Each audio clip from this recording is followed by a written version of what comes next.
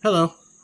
I was going through Matthew 12, verses 33 and 35, and I came up with some interesting stuff. We make ourselves good or evil. It's nobody else. It's ultimately up to us to choose good or evil. Let me read you Matthew 12, 33 to 35.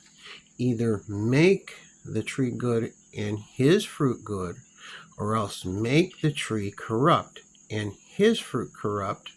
For the tree is known by his fruit, or your fruit.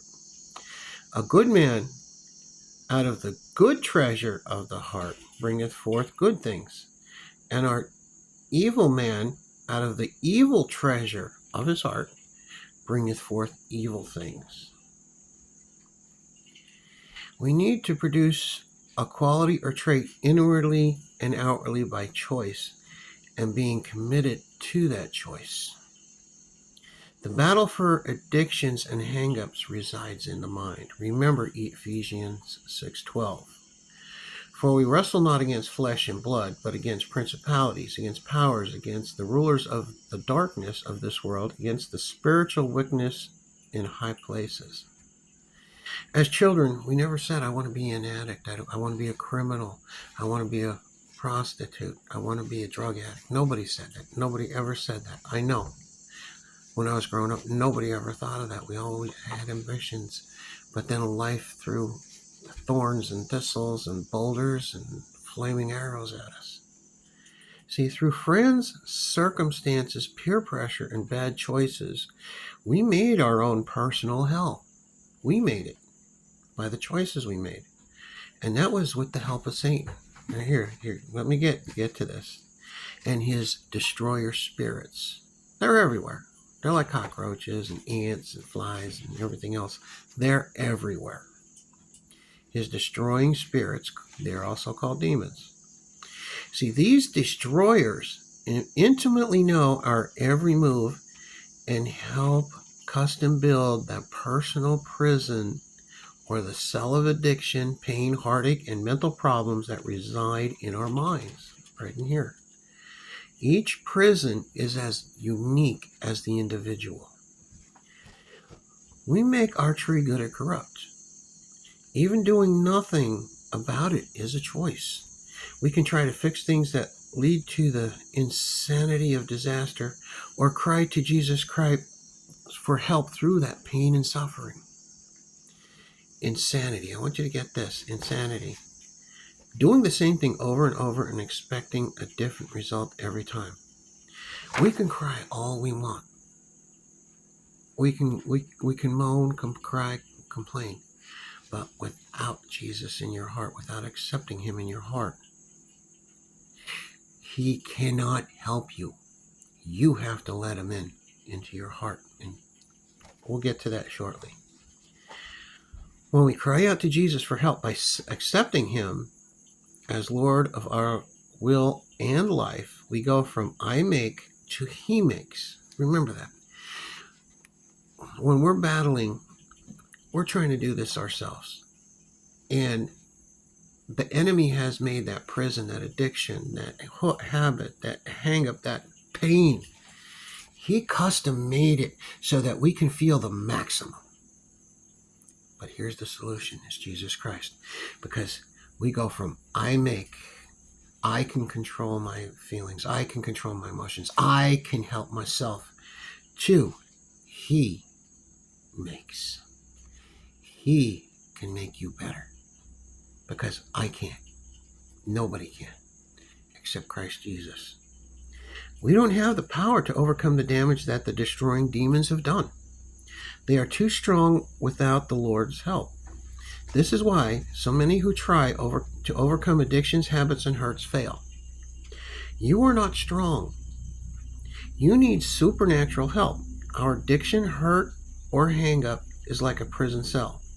Jesus Christ cuts off the jail cell door, cuts off the prisoner's chains we formed on our own, and literally throws away the cell door. For Christ to help us, we must let him into our lives. This is reflected in Psalm 121:2 and Revelation 3:20. Psalm 122 says, "My help comes from the Lord, which made heaven and earth." My help, which means if I want to overcome this, I need God's help. He has the strength to do it where I don't. And Revelation 3:20, remember when I said that he has to help overcome this because the destroying demons with your problems are too strong? Well, here, this is how you let him in. Revelation 3:20, "Behold, I stand at the door of your heart and knock. If any man hear my voice and open the door of your mind and heart, I will come into him and will sup," which is communicate, "with him and he with me." See, we are not left alone with Christ Jesus. We need to admit that we are powerless over our problems. We need to make something happen through an effort and not live in procrastination or denial. Choosing the help of Christ is the effort we need to have the supernatural strength to overcome our personal prison of pain, helplessness, and heartache. We have a God of action that says go and do, not sit and wait. Our effort consists fully of surrendering our heart, mind, and will to Christ through prayer, Bible reading, accountability partners, and forming new relationships in church or at Christian addiction groups. We must let go of past relationships and embrace new ones that are Christ-centered. Hebrews 4:14-16 reflects this. "Seeing then that we have a great high priest that is passed into heaven, Jesus, the Son of God, let us hold fast our profession. For we don't have a high priest which cannot be touched with the feeling of our infirmities, but was in all points tempted as we are, yet without sin. Let us therefore come boldly unto the throne of grace, that we may obtain mercy and find grace to help in times of need." What he's saying here is God came down from his heavenly throne, became man, was rejected throughout his life.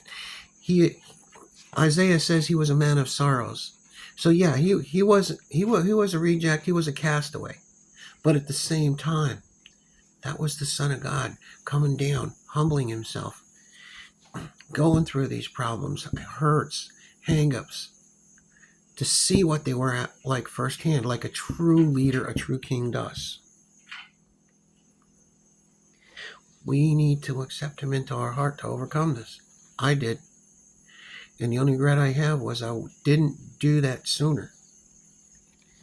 So, are you ready to stop the insanity of your personal prison and get the supernatural help you need? That's what this is all about. Galatians 2:20 says, "I am crucified with Christ. Nevertheless I live, yet not I, but Christ liveth in me, and the life which I now live in the flesh, I live by the faith of the Son of God, who loved me and gave himself for me." Galatians 5:24 also reflects this. "And they that are Christ's have crucified the flesh." Crucified the flesh with affections and lusts. That means the pull of addiction, the pull of the affection of that, the romancing of that addiction, hang up or hurt. He can help you overcome that. He has the power to, when you don't. I want you to think about that. It's a matter of the heart. Are you willing to give your heart to Jesus to find peace, stability, and strength that surpasses all understanding? The choice is yours, to go and do, or just remain as you are. Jesus is the answer to overcoming. Are you ready for that?